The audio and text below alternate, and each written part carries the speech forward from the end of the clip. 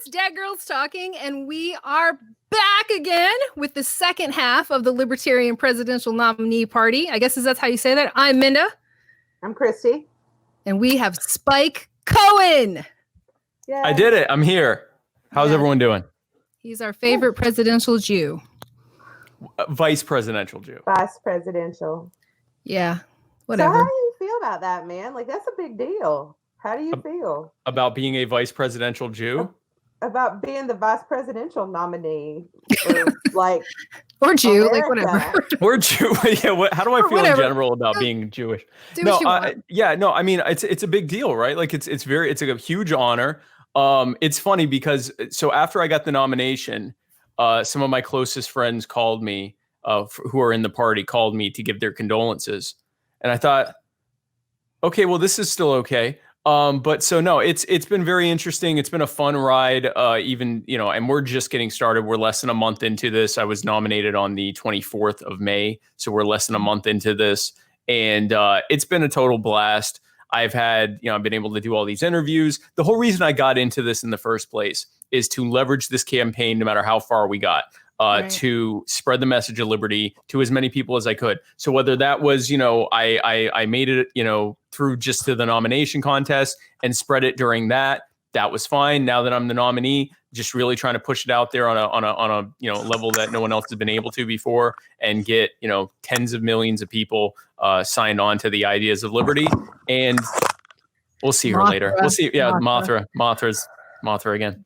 Okay. The idea, just get in front of as many people as possible. If we can get on that debate stage, I think we have a real shot at winning.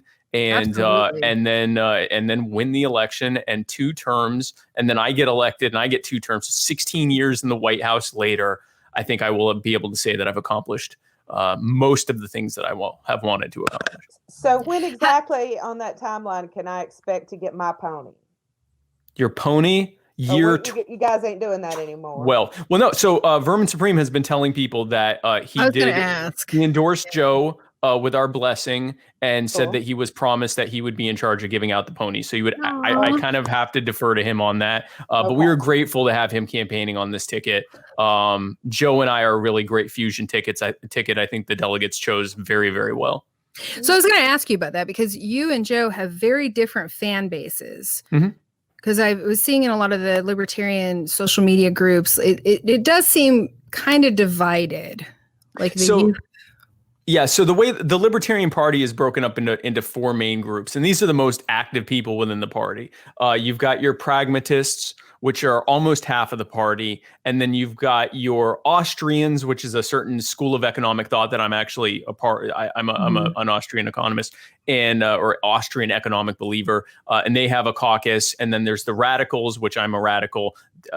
They have a caucus, and then there's the audacious people, which are very much supporters of mine as well. And so I united 3 of the 4 cockeye behind me. And the prags and some of the radicals supported Joe, and so that's how Joe won, and that's how I won as well, because those are actually 2 separate races. That's how they pick. And so what the delegates chose was a ticket that would unite all of the various factions and caucuses. I like to say cockeye. I don't know if that's I like you to say that. That's fantastic. I don't know if that's grammatically correct, but that's how I like to say is the cockeye. But the different factions and schools of thought within the party. Now, if you look at Joe and my policies and our beliefs, they're as close to identical as any 2 libertarians' beliefs could get, which is tough because libertarians often don't agree on anything.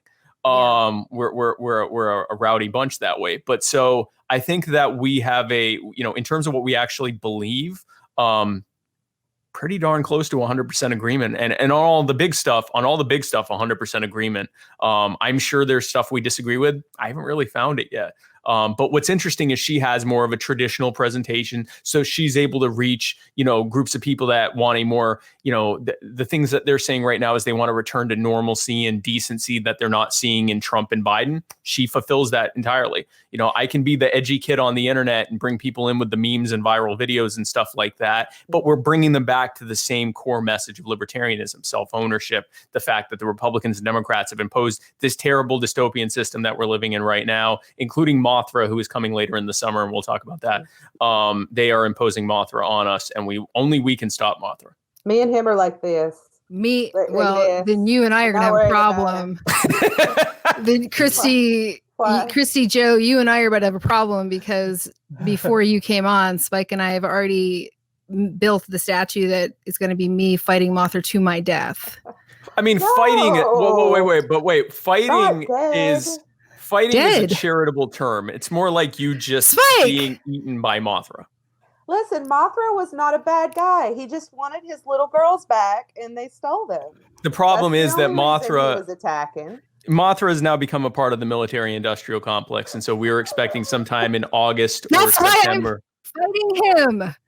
Sometime in I wish you well. But sometime between August and September, he will be in the eye of whatever storm washes onto the Carolinas. That we're certain to get in this cycle, because I mean it's 2020, and so usually the eye of the storm is the calm part. Sure. That'll be the Mothra part. So, it'll be like, oh, thank God, we're out of the eye wall, and they're like that. And that's, you're screwed either way. The Mothra cane is coming. That's how I want to look. Mothra cane. The Mothra cane is coming, but she's the rictus of death. I want the most gruesome expression on my statue possible. That's fair. I can do that for you, buddy. I can do that. No, that's definitely fair. I think any depiction of Minda fighting Mothra should definitely show her in the worst part of her torment. Hey, thanks for coming on the show. Thanks for coming on the show.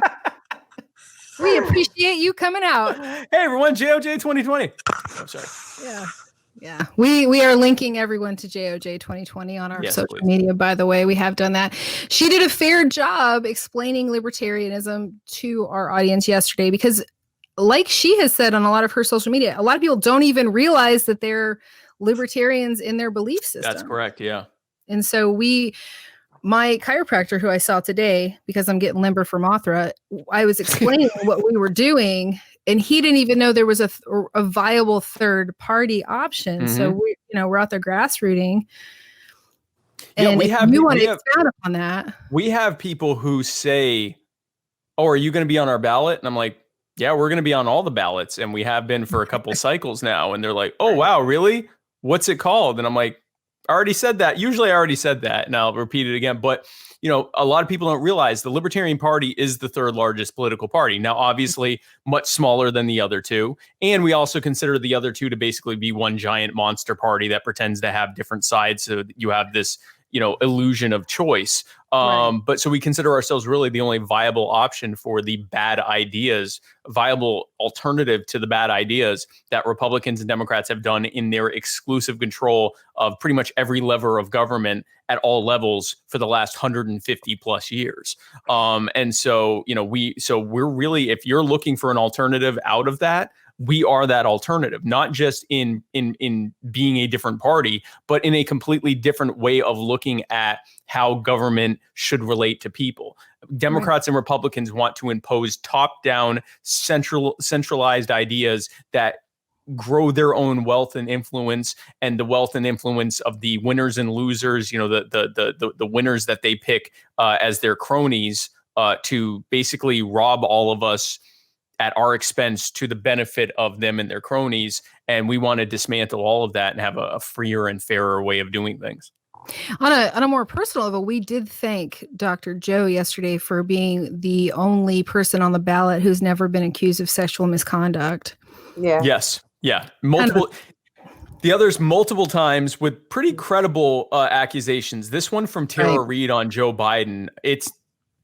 There's not enough there probably to go to trial, unfortunately, but it's pretty the circumstantial evidence is pretty solid that we at least know that she's been saying it for quite some time and was encouraged by all of her closest loved ones to shut up about it, which is so there's the actual potential sexual assault itself. And then there's the fact that her closest loved ones, including of her own mother, were saying, shut up about it. Don't say anything about it for decades until she finally said, no, I'm going to say something. But she has all sorts of proof, including all the witnesses who she's been saying this to since 92 or whenever it happened, allegedly happened. And we don't even if that weren't the case, let's look at what we have right now. Look at this police brutality and institutional racism that's happening right now that's leading to all of these protests. Joe Biden worked with segregationists to stop busing, or to try to stop busing. Joe Biden in 1977 said that he didn't like integration because he didn't want his children to grow up in a racial jungle. Those were his words. Joe Biden today likes to tell the heartwarming story of when he threatened to put a chain around a black man's neck because he was jumping into a pool. That's his corn pop story. Joe Biden, corn pop. Hey, that story ends with a bad dude. Corn pop was a bad dude, and it ends in him, the endearing part where he threatens to hang him. Joe Biden has signed or co-written or co-authored, or in some cases written himself, all of the tough on crime bills and all of the civil asset forfeiture and the strengthening of qualified immunity, the 1033 military surplus program where the military industrial complex is just dumping military surplus equipment and vehicles and weapon systems on police departments that don't need them, and then giving them military training and teaching them how to escalate using military equipment. All of the things that have contributed to the worsening police brutality that we see, and the police brutality that we've seen, brutality against the protesters protesting police brutality. Joe Biden is 100% behind, and Donald Trump has been cheerleading it for decades now. I have seen live video of police officers in America doing things that soldiers in a war zone are actually not allowed to. Are not allowed to do. That's correct. Like destroying medical supplies, and attacking non-combatants. Attacking the press, firing on people that are unarmed. I got news for people. When you show up and you allow yourself to be coordinated, I shouldn't even say allow yourself. When the police are cordoning you into an area and they're all heavily armed and they know you're not, and they know that you're showing up and peacefully protesting, I've got news for you. You're being set up for an ambush. Because they know that they're going to be able to hit you with that tear gas that would never be allowed under the Geneva Convention if they used it anywhere else. It's a violation here, but because it's domestic, there's nothing they can do about it. Right. Hitting you with these pepper balls, which are basically like very large. They're almost like the paintballs, except they're harder and they're filled with a chemical that's similar to pepper spray. People have died from getting hit by pepper balls. They're just popping them off on people left and right. They're doing this to crowds of people. They're spraying crowds with tear gas and pepper balls, and then they're tasing them and beating them. These are people that were not being violent. And then they go, look at these violent protests we're having to deal with. But we see the timeline. They come in peacefully, they get brutalized, and they start fighting back. New York, the New York government recently suspended habeas corpus for the first time since the Civil War.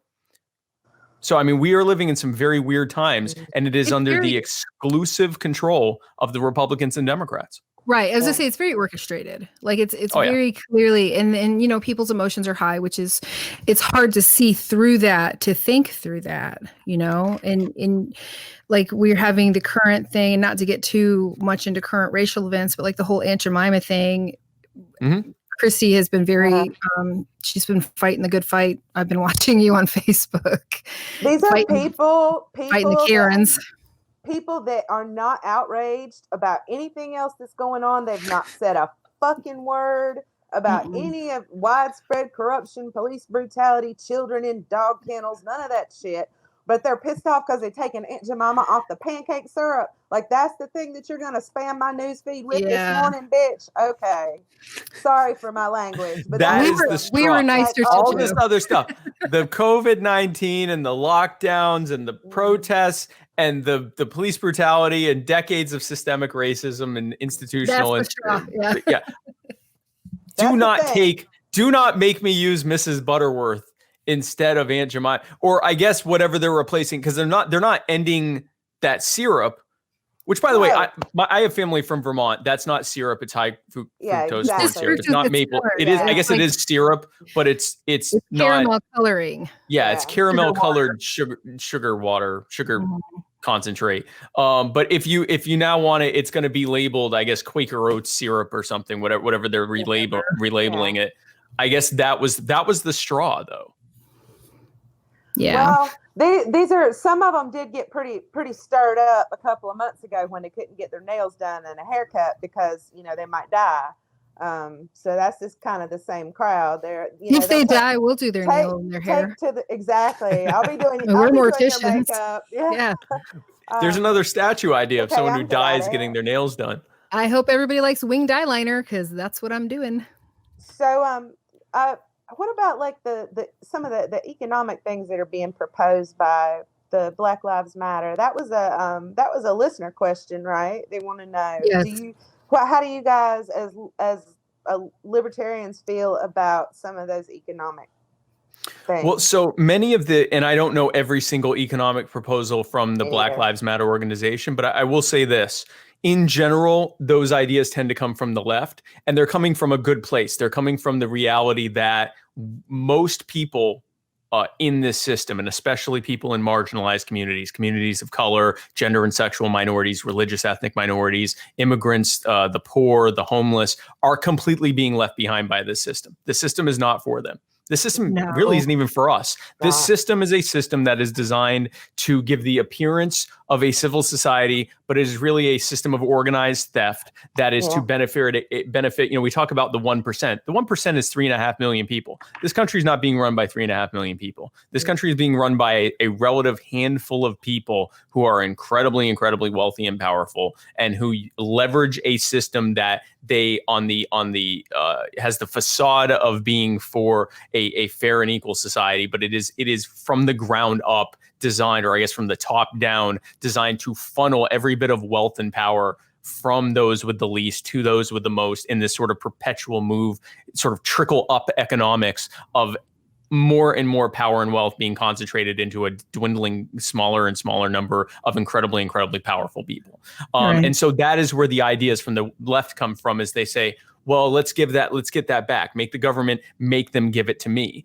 The problem with any of these kinds of reallocation programs is that they're being run by the same people who are running this current system. And not even just the same people, because you can replace them with new people, but it's the same system. So any kind of system of wealth redistribution or anything else is ultimately going to lead to the powerful having more power and the wealthy having more wealth. What we propose is a system that dismantles these systems to begin with. And for example, so when we look at what people of color are facing, when we look at what poor people are facing, when we look at what marginalized people are facing in general, people who are not in a good position in life, we see a series of burdens that are put in front of them that prevent them from being able to get ahead. So everything from ridiculous, overly burdensome occupational licensing laws that say that you have to spend tens of thousands of dollars and 2 years in school to be able to braid hair or do makeup or embalm or any of these things.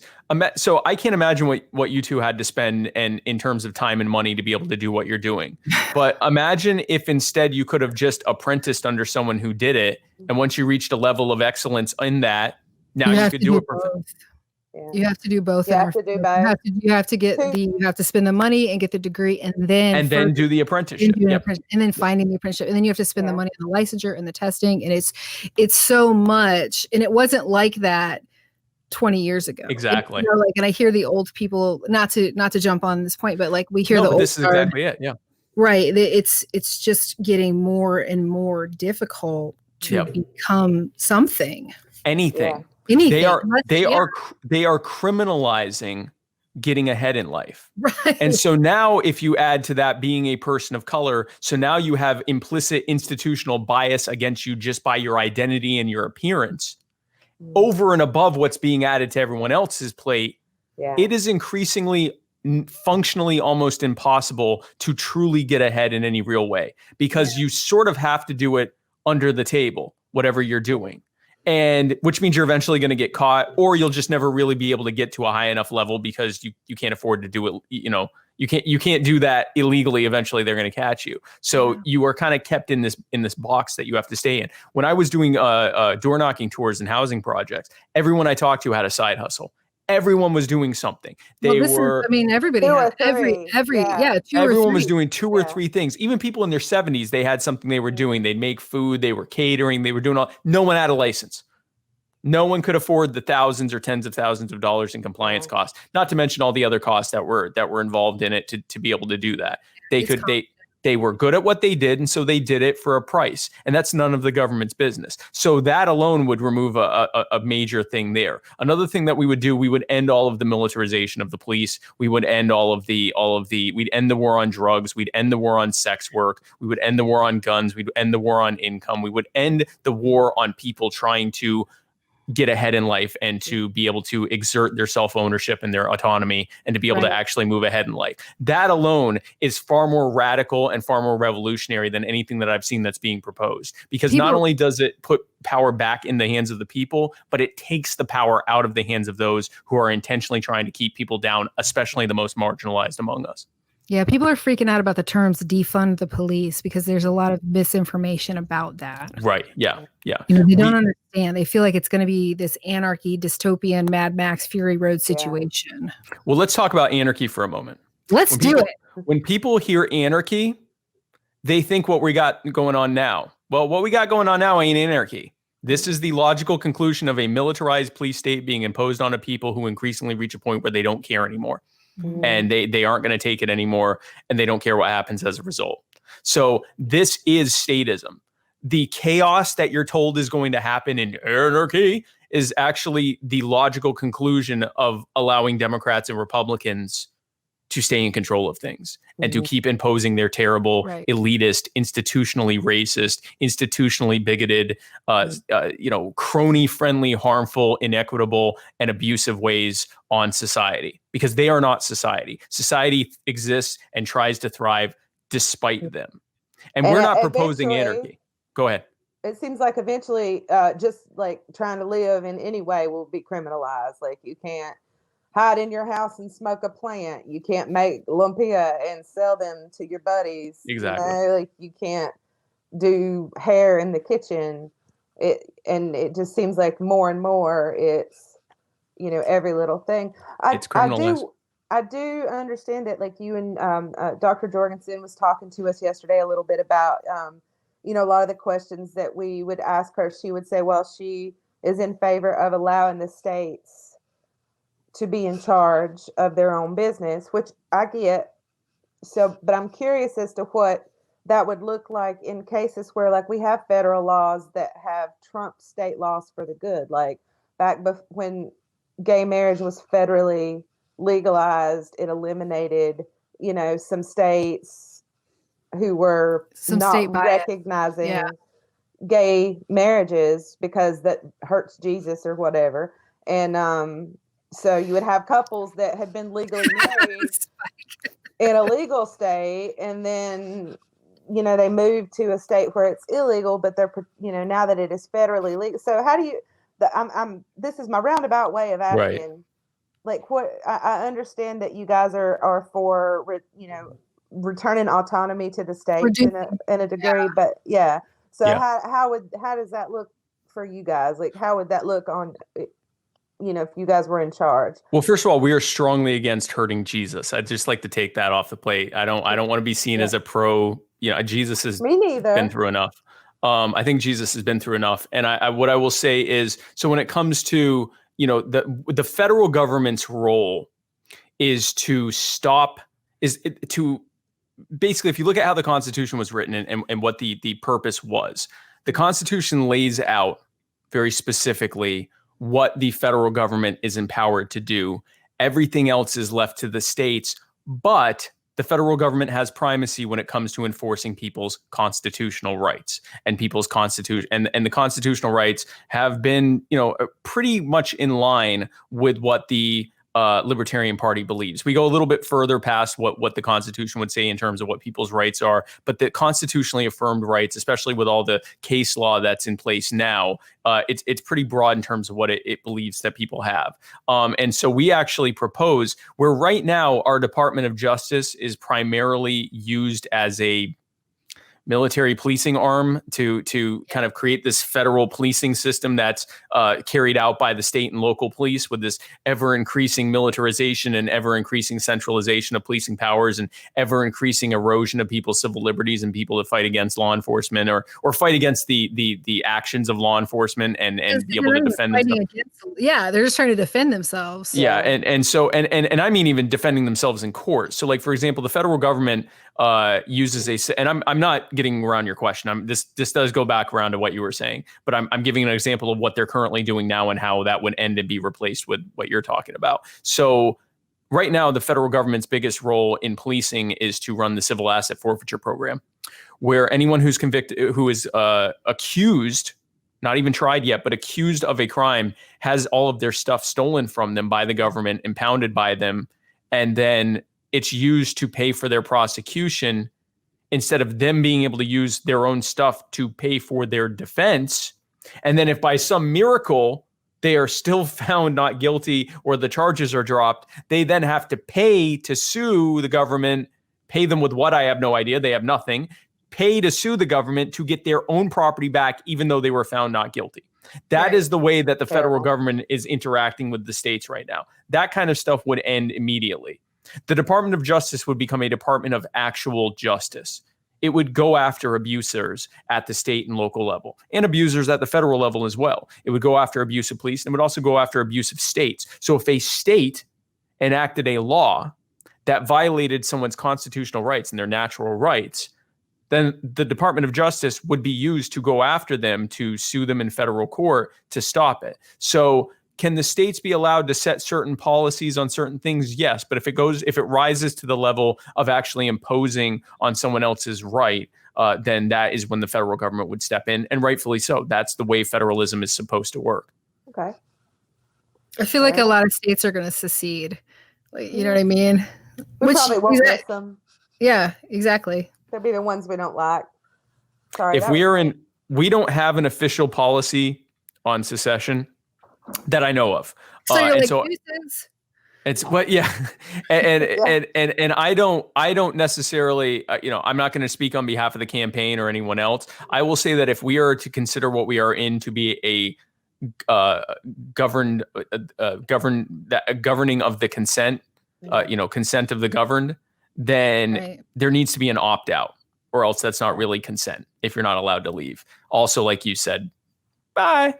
I think there was a constitutional amendment or some kind of legislation that makes it almost impossible for states to actually secede anymore. So there's nothing in the actual Constitution. There is a precedent called the Civil War, which is but that's not an actual legal. Yeah. It's not like a case. After that, right? They did. That's what you're talking about. There's no case law on secession. There is the precedent is that the Civil War was the precedent, is that you can leave if you want, and then you've declared war against the United States, and that's how that works. That sounds like a lot of drama. Yeah. Well, we're watching the Chaz situation with interest. Bless their hearts, man. Yeah. Yeah, exactly. Bless their little hearts. Yeah.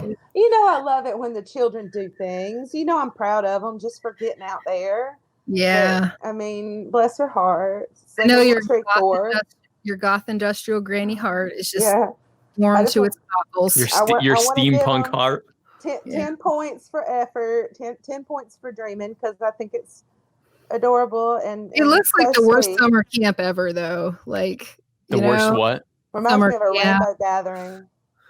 Yeah. So I mean, I get it, but I'm getting so many conflicting reports from people who I greatly respect on all sides from it that I don't even know what to make of it yet, because I'm hearing everything from it's the beginning of a peaceful revolution that's going to domino across the whole country to it's a total mess and a sham, and they're going around robbing people and extorting businesses and, ripping up stuff so they can, put pottery down and stuff and everything in between. And I'm hearing everything in between. So I really don't even know what to make of what's happening there.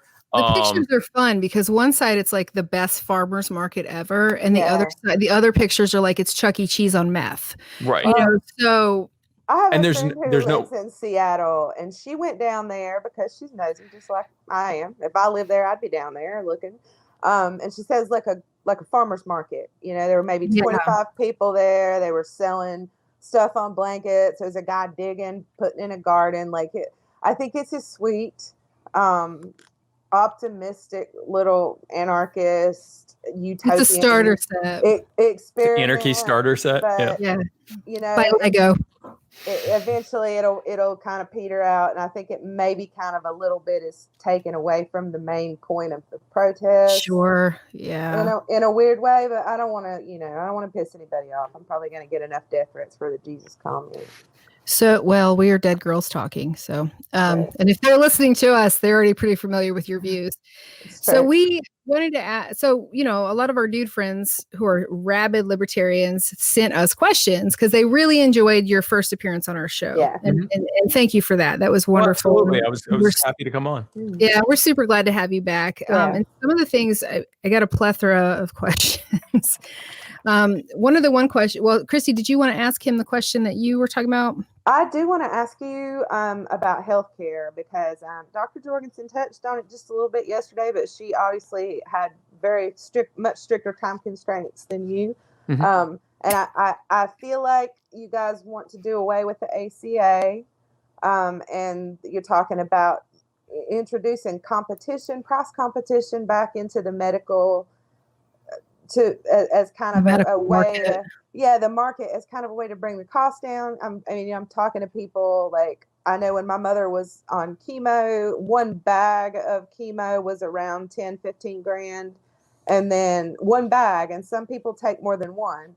And you do that every other week. And then the day after you go get a shot, and the shot costs $15,000. Right. And then I'm hearing from people who survived COVID, and then they've got $1 million hospital bill waiting on them because they charged $12.99 for one Hall's cough drop. Right. And like, I was talking to a friend of mine, his family was completely bankrupted because, his dad was injured in a freak accident. And so you're asking, so like, what are you guys going to do? Like, people are suffering for lack of affordable health care, and every other nation in the free world is able to somehow make it so that they subsidize the healthcare industry in a way that people can actually not die because they can't afford their insulin, or because they can't afford their copay, or they don't have any insurance and it's $1,000 to go to the doctor.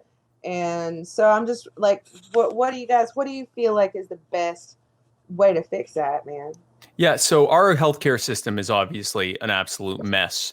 We are spending something like 3 times as much and that includes government spending. We're spending something like 3 times as much as the developed nation average. So not even including like developing countries. And it's even, a lot of people who think we have free market healthcare. It's not even close. The federal and state governments spend more money per patient in the United States than all but like 3 or 4 other countries. Right. Okay. So we are spending even just if you take out what we're spending out of pocket, the government itself, if you just looked at that, we're already spending almost as much as every other country. The system is a total mess. And you talked about the $13 cough drop, and it gets even worse. There's the bags of saline that cost hundreds of dollars. Yeah. I get an infusion every month for my MS, and the market price, the insurance charged market price, is something like $18,000 every month. Yeah. You have the situation where companies go into, because of our ridiculous patent laws on old drugs that have been around forever and have been around for longer than most of us have been alive. And companies, venture capital companies, will go into a pharmaceutical company, buy the company, gut everything. They'll gut the research and development, gut the marketing, gut everything, and just hold on to the patents and turn around and jack up the patent price by something like 10 or 20 times what the price was. That's why that's why insulin costs as much of it as it does. That's why epinephrine costs as much of it as it does. That's why all these things cost so much, is because government is allowing cronies to step in and leverage the law to make an absolute fortune. You couple that with the red tape and bureaucracy that's being created by the Medicare, Medicaid, and insurance regulations compliance costs, that alone contributes to as much as 75% of the cost of healthcare. So those 2 things, just those 2 things, that's before you get into these ridiculous certificate of need laws, where if you want to build a hospital, if you want to build put an MRI machine in an area, do anything. You actually have to go to that municipality under federal law. You have to go to that municipality with a certain number of signatures and on a petition and basically beg the municipality to allow you to increase the supply of something in that given market under the certificate of need. I would assume that the patients would decide what's needed, not the government. So we have a system that if you just remove, just before we get into all that other stuff, just removing the ridiculous patent laws and the ridiculous compliance costs that are related to Medicare, Medicaid, and insurance, that would reduce the cost of healthcare exponentially right there. And it would also reduce the cost of Medicare and Medicaid as a result, and private insurance. If you look at the history of healthcare in the US, healthcare went up and down with the cost of living, pretty much in direct correlation with the overall cost of living up until World War II. Right. What happened in World War II? FDR, because the government at that point was 80 or 90% of the people that were working during World War II were working directly for the federal government in order to do whatever they were doing on behalf of the war effort. And so to stop war profiteering, I need to make sure both my hands are in this, war profiteering, so I don't just look like I'm doing this.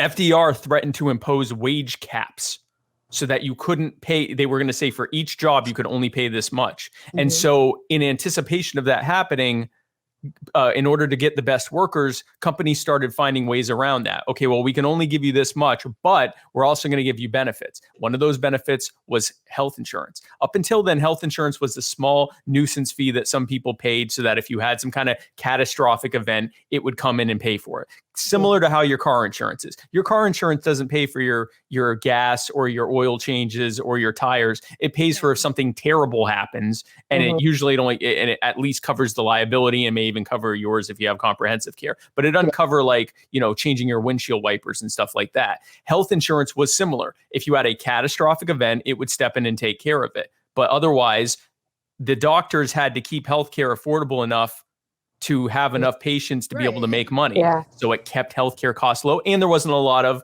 regulation involved because there weren't these gigantic insurance companies and gigantic government all these other things. So what happened was health insurance became a standard part of most employment plans. The red tape involved with health insurance caused the price of healthcare to start rising. Yeah. So about 20 years later, in the 1960s, we started hearing calls for government healthcare, but just for the poor, Medicaid, and just for the very elderly, Medicare. Once that got introduced, exponentially the amount of regulations came into place because now the government, in order to cut costs, put all these regulatory burdens that actually increase the cost. And now that government's in control of healthcare for all the poor people and all the elderly people who instantly became massive voting blocks, now all the cronies came in and said, well, the best way to control healthcare is to pass this law I just wrote that totally isn't going to benefit me at everyone else's expense, I promise. Right. And also I'm going to keep paying for your campaign. So over time, the more involved government has gotten into the healthcare market, the higher the costs have gone up and the lower the lower the access has gone down. And so we believe it's pretty ridiculous. I mean, I would... Go ahead. Yeah, no, I was, and all I was going to say is, go ahead. I was in the emergency room a couple weeks ago from a Mothra fight, and I have health insurance, and I still have $1,000 bill, and that's it's craziness. The system is not serving us. The system is serving incredibly wealthy people. And so what we do is we get rid of, before we start, because we aren't going in and ending Medicare or Medicaid or anything like that, or ending ACA, because that's not feasible. I can't go in and say, we're going to fix this. Give me that breathing tube, grandma. It doesn't work that way. You don't start by taking from people. You start by eliminating the burdens that cause them to need that in the first place. Whether we're talking about Social Security, Medicare, Medicaid, housing vouchers, anything, any part of the safety net that is in place, because the safety net is only part. That's the carrot to the stick that's behind them of the burdens and regulatory burdens and tax burdens and barriers that have been put in place by a system that is designed to keep people down and unable to rise up to the benefit of those who are already in power. So that safety net is just to keep them from burning everything down. That is literally all it is to keep people comfortable enough where they don't rebel against the fact that they're not allowed to try to get ahead. So the way that we deal with healthcare is we get rid of the burdens, the regulatory burdens, and try to streamline the system as much as possible by eliminating those burdens and those regulations so that the cost necessarily goes down, which makes those things more affordable and also makes it more affordable for individuals, while also doing economic practices and changes to our economic system that have people rise out of the need for ACA or Medicaid, so that when they reach that point, they graduate from those systems because they don't need it anymore because they're in a better place financially. So no, the goal is not take things from people. The goal is to remove the barriers so that they don't need those things in the first place. Right. That's a lot. Also, I've noticed, like in my hometown, at least, where I grew up, it's medicine now. Like, giant corporation owns like 10 hospitals. They've slowly bought up every little private practice. So, you might be going to Dr. Bob's dermatology, but really Dr. Bob has sold his business to Caramount. And so there's no competition. They just own it all. That is a function of this system. We have that at funeral too, though. Yeah, we do. It's that with everything.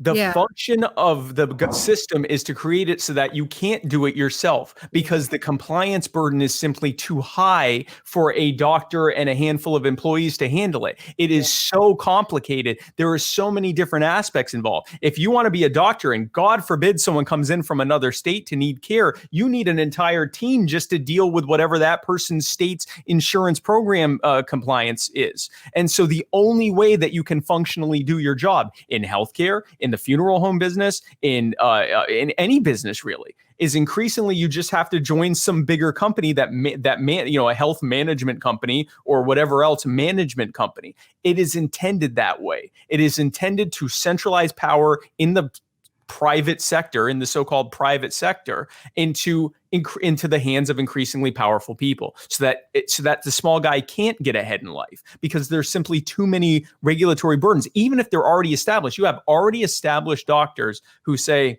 this is too hard.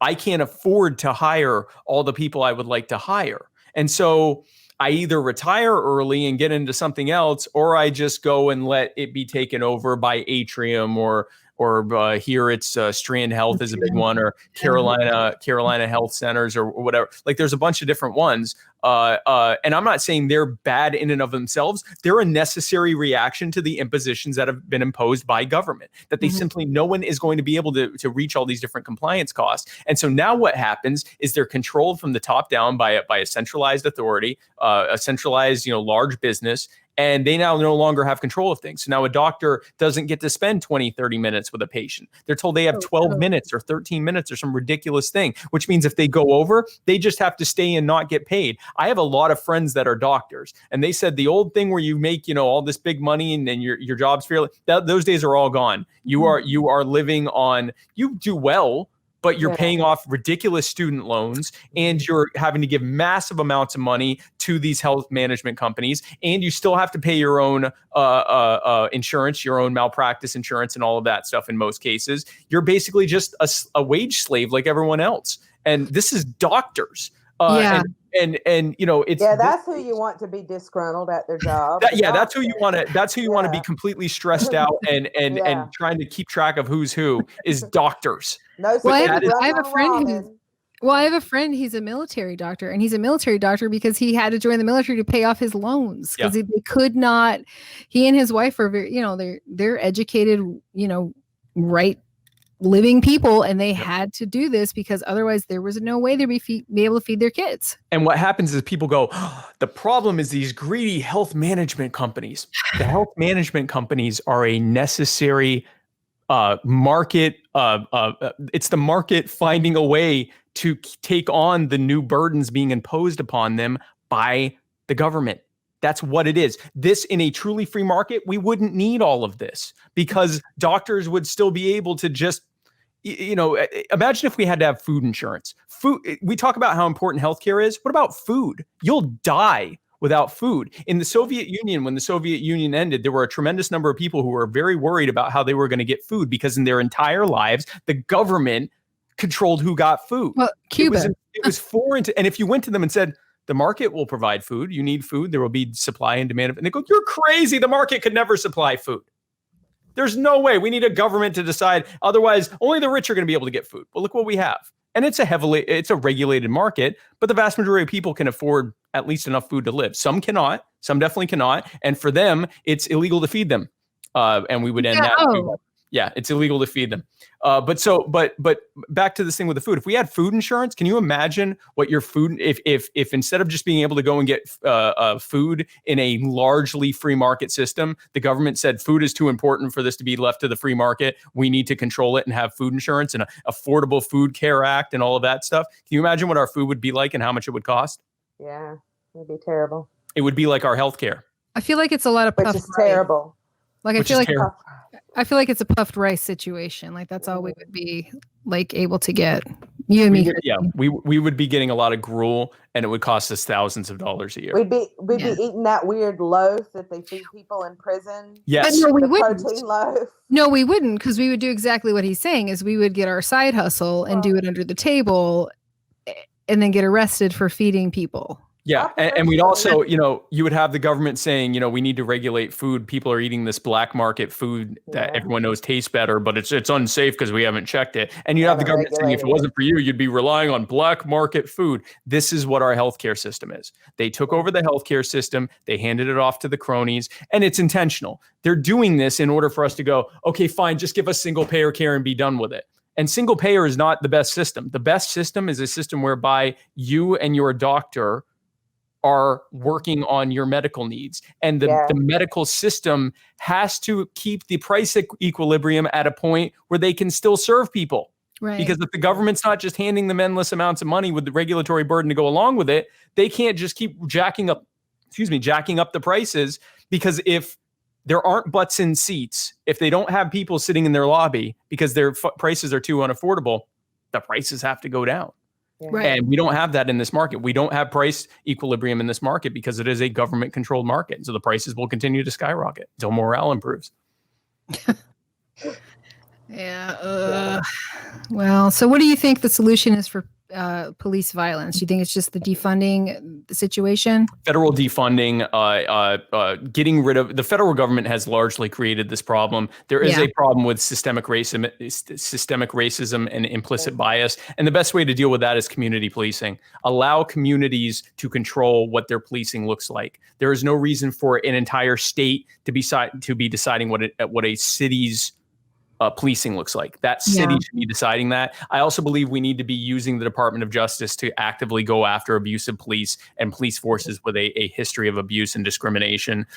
And I think that we need to be actively encouraging, through the use of the bully pulpit and through just cultural pressure, to move away from a system of retribution justice and towards one of restorative justice. The idea that if someone robs from someone, they should be put in a cage for several years, that doesn't serve anyone. It doesn't serve the victim. It certainly doesn't serve the person who did it. They go in there, they have to become hard so that they can survive, because they're in there with murderers and rapists and people who have already been in there many times and also had to become hard to survive. They're being thrown in a rape cage. They're being thrown in a cage with people who are putting in an unnatural situation where they have to stay in these cages. And it's, primarily men that are being put in. There's women as well, but it's mostly men. And you take men, you put them in these cages, the worst is going to come out of them. Same thing with the women. You're putting people in cages, the worst is going to come out of them. They're going to do it to each other because it's the only person they have any power to do it to. And then they come out, they've been scarred from that experience of having to be hard in this terrible situation for many, many years.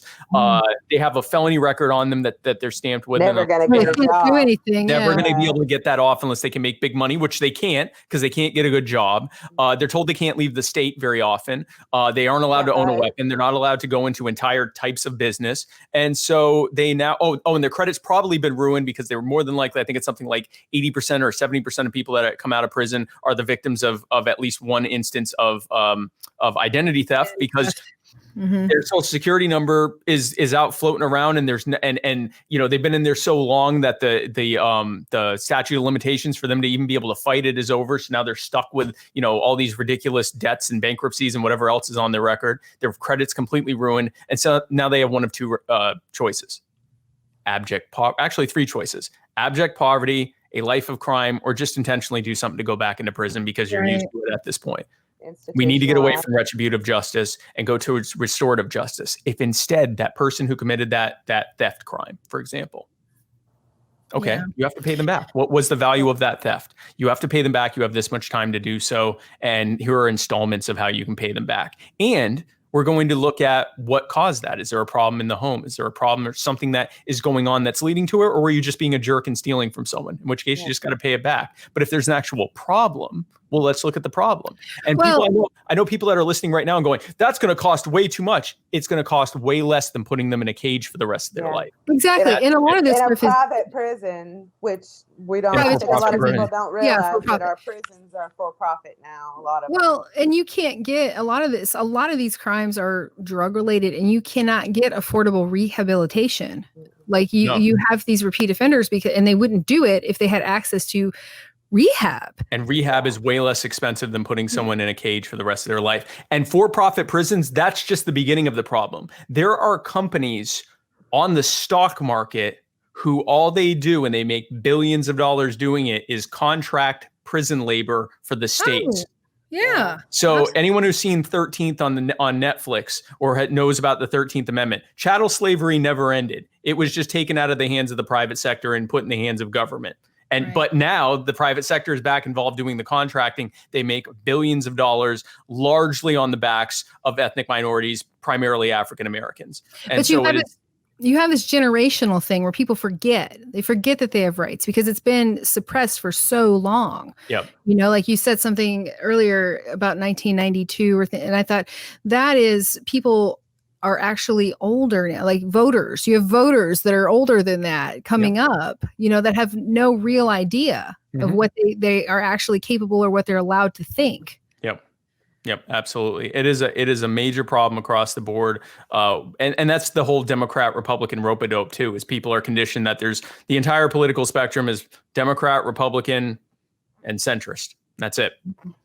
That's it. That if you're not, you know, and then there's like a handful of wild, crazy people outside of that. But if you look at the actual political spectrum, there is so little daylight between the Republican and Democrat parties that I call them the Republicrats. They're essentially one big party. All they're going to do, they've had exclusive control of this whole thing together for 150 plus years. All they're going to do is make government more powerful, have more control of your life, take more from you and give it to their favorite cronies at your expense. And that's what Joe Jorgensen and I propose to end. We want a society in which people feel freer and healthier and happier and have a better future for their children, because we've removed the burdens and the barriers that the politicians and the bureaucrats and the cronies have created to necessarily make their lives more difficult for no other reason than to preserve their own power and wealth and that of their friends. Jeez, you're such a professional, Spike. Like, we can't stop that. That's a great note to end on. I can't wait for you to get in the debate, man. Like we are out. Yes, 15% or more we can get in the debates. Yeah, really we're gonna excited for you and Joe offering us a viable option in a presidential race that was otherwise looking like, okay, which disgusting molester am I going to vote very, for? very bleak.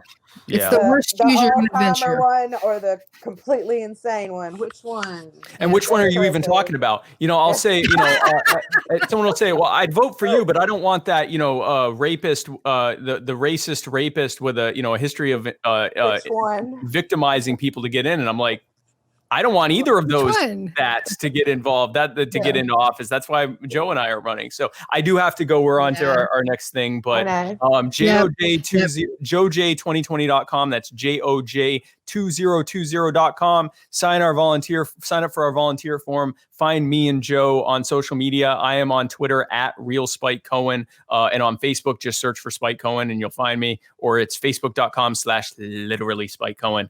Thank you, Spike. We would love to all of your help. We'd love to have your contribution if you're able to do so. JOJ2020.com/contribute. If you're able to give, we'd love it. If you can just share our content and support us, that would be great. We hope to have your support in November. Thank you guys so much.